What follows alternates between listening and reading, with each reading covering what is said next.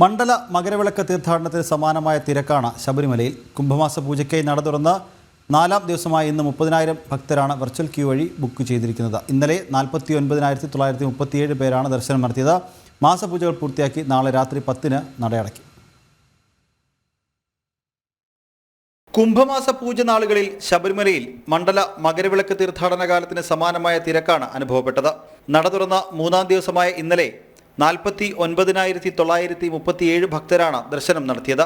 30,000 ഭക്തരാണ് ഇന്ന് virtual queue book ചെയ്തിരിക്കുന്നത്. മാസപൂജകൾ പൂർത്തിയാക്കി നാളെ രാത്രി 10-ന് നടയടയ്ക്കും. കുംഭമാസ പൂജയ്ക്ക് നട തുറന്ന 4 ദിവസങ്ങളിലും സന്നിധാനത്ത് തിരക്കുണ്ട്. കഴിഞ്ഞ 4 ദിവസങ്ങളിലായി 1.5 ലക്ഷത്തിലധികം ഭക്തർ ദർശനം നടത്തി. ഇന്ന് പുലർച്ചെ മുതൽ ഫ്ലൈ ഓവറും നടപ്പന്തലും ഭക്തരാൽ നിറഞ്ഞു. മാസപൂജാ ദിവസങ്ങളിലും മാളികപ്പുറങ്ങളും കുഞ്ഞയ്യപ്പന്മാരും ധാരാളമായി എത്തുന്നുണ്ട്. അയൽ സംസ്ഥാനങ്ങളിൽ നിന്നുള്ള ഭക്തരുടെ എണ്ണത്തിലും കുംഭമാസ പൂജാ നാളുകളിൽ വർധനവുണ്ട്. തിരക്ക് നിയന്ത്രണ വിധേയമാക്കുന്നതിനായി മണ്ഡല മകരവിളക്ക് കാലത്തിന് സമാനമായി കൂടുതൽ ഭക്തരെ വേഗത്തിൽ 18-ാം പടി കയറ്റിവിടുന്നു.